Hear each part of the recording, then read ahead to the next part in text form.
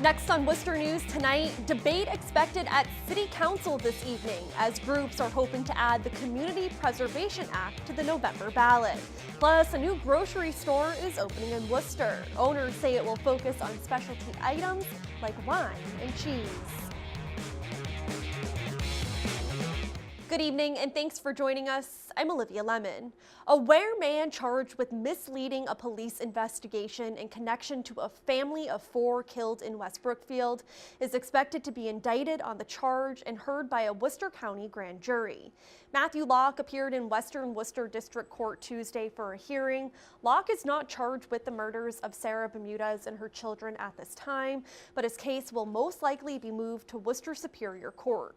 Prosecutors say he told police the husband and father of the murder victims, Moses Bermudez, said the MS-13 gang had ties to the killings. 2 other witnesses say Bermudez did not make those statements. The DA's office has ruled the deaths as homicide. No one has been charged in their murders.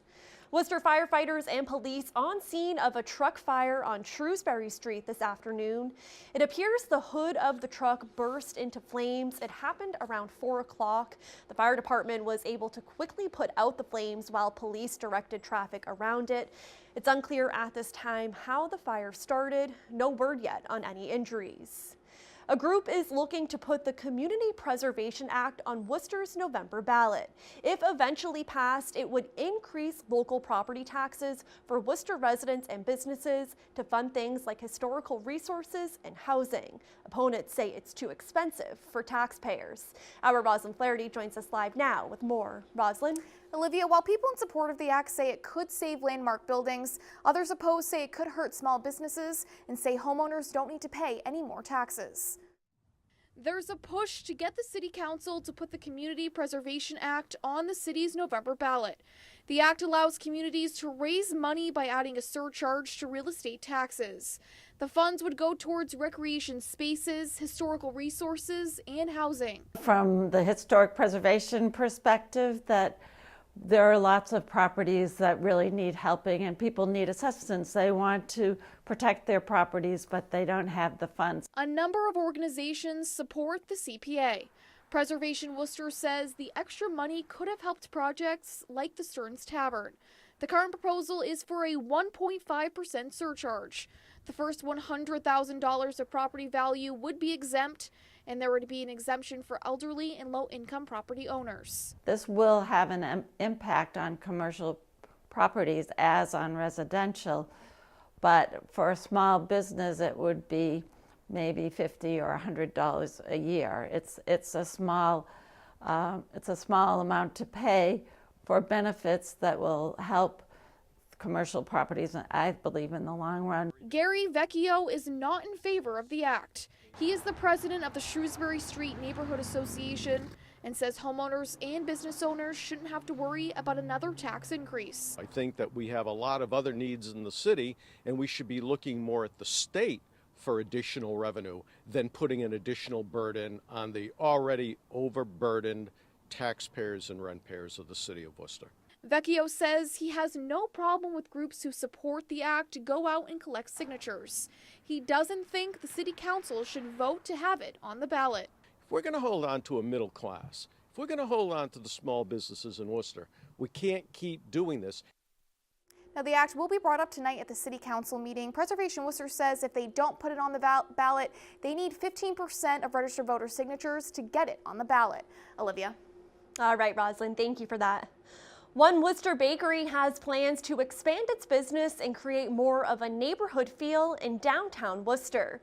The owners of Crust Bake Shop are opening a gourmet grocery store next door to the bakery on Main Street. The store, North Main Provisions, will focus on wine, cheese, and local produce. Owner Alexis Kelleher says expanding to the 800 square foot space will allow for more seating in their current location.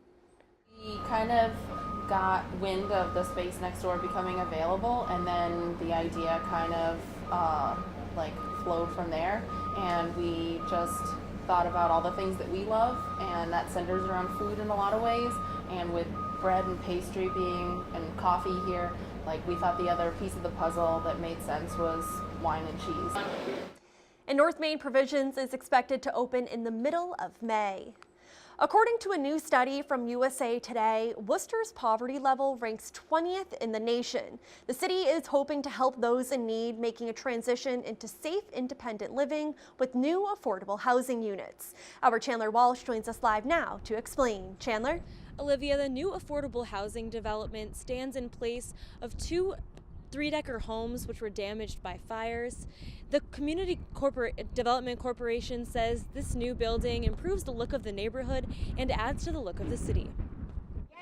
Worcester East Side CDC unveils new affordable housing on Forbes Street. Executive Director Donna Warshaw says the apartments meet residents' needs with in-unit washers and dryers, bright windows, and outdoor space. All of the clients are adults with mental or emotional disabilities, so for many of them, this is their first step at independent living. The project includes 8 new single-bedroom units like this one. The housing is in partnership with the Department of Mental Health and offers supportive services for tenants. There's someone who is coming in on a regular basis, helping them get their budget together and making sure that they know how to keep the house clean. A lot of things that we take for granted because we've never been homeless. This week, USA Today ranked Worcester in its top 20 list of cities hit hardest by poverty.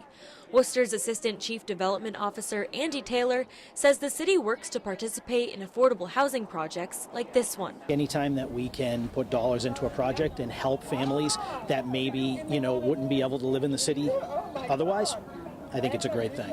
The city helped fund the project along with other agencies and organizations. Taylor says a mix of housing is important for any city. You can't just have straight market rate and you can't have straight affordable. So we always look at the opportunity to do these kind of projects. Warshaw says all of the tenants were once homeless or in shelters and now have a place to call their own. This is a huge, huge step for most of the individuals that are here. Now 7 of the 8 units are already filled. There is a tenant for the last one preparing to move in. Olivia? Our Chandler Walsh reporting for us tonight. Thank you, Chandler. A group in Massachusetts is speaking out against cutting bus services. Transportation for Massachusetts have been placing these signs on buses saying this bus is endangered, please save it. The movement comes in response to proposed budget cuts to the state's Regional Transit Authority. The nonprofit organization says without buses, traffic in the state will skyrocket and thousands would not have access to transportation for things like work. Voters in Shrewsbury giving the go-ahead for recreational marijuana businesses Monday night. The vote is leaving some residents concerned, while others think it will bring in more people and revenue into the town. Our Brittany Schaefer joins us live now to explain. Brittany? Olivia, a lot of mixed emotions and opinions in Shrewsbury today. Some say it'll be a safety concern, while others say neighboring communities like Grafton and Worcester already allow the shops, so they might as well gain in the revenue too. Shrewsbury voters decide to allow recreational marijuana shops during Monday night's town hall meeting. Article 2 put in place a regulatory framework to permit the operation of recreational marijuana facilities and allow 2 retail establishments to operate within the community. 97 people voted in favor and 78 were opposed. In 2016, Shrewsbury voted against a statewide ballot question legalizing recreational marijuana. The change leaving some surprised at last night's vote. Being a no community and then making a decision to allow these dispensaries to come in, I think it might lead to some friction. It's sort of like the culture being torn apart one little chip at a time. And we don't need our kids driving around stoned, running people over, and being kind of slow in the head. It could bring other people in, and we have a great town here. Town manager Kevin Mizikar says the shops could bring up to $200,000 in added revenue to Shrewsbury. In addition to the 17% that will be levied by the state, an additional 3% that will come directly to the community. I think it's going to make a big impact. It's going to definitely be a positive influence, both financially and, physically. But 15-year Shrewsbury resident John Peel says the cons far outweigh the pros. And I'm just not a fan of it. I'd rather have them balance the budget in other ways. How about fire a couple people who are overpaid? Mizikar says the town's next step is to work with interested businesses. Olivia? All right, thank you, Brittany. Worcester's Board of Health votes Monday in favor of restricting the sale of flavored tobacco to adult-only establishments. This latest decision is part of a policy being considered by the board. The goal is to reduce underage youth access to tobacco. Supporters saying kids are often starting and getting access to it in middle school. The restriction will lead a lot fewer youth to use these products and get addicted to them, and they're lethal products. It's that simple. Opponents like City Councilor Mo Bergman say if it's not banned statewide, it's putting the business owners of Worcester at a disadvantage. He also sees other inconsistencies. There's some sort of inconsistency when we're permitting 15 marijuana dispensaries in the city of Worcester, and clearly up until the age of 25, the medical evidence is strong that marijuana affects people up to the age of 25. So if we're not going to ban that, I don't know how you can ban something else that's legal and be consistent with banning one and not banning the other. And the new ban will go into effect January 1st, 2019. Switching gears now, you know it's officially spring in Worcester when Assumption College hosts its annual Duck Day celebration. Tuesday, hundreds of elementary and college students gathered on campus to see the ducks be released back into the pond. This is the 14th year the college has hosted the free event. This was the first year the duck song was sung before the ducks' release. College, and everybody always talks about the type of community that is here on campus and what makes Assumption different, and Duck Day really is one of those events that makes us different.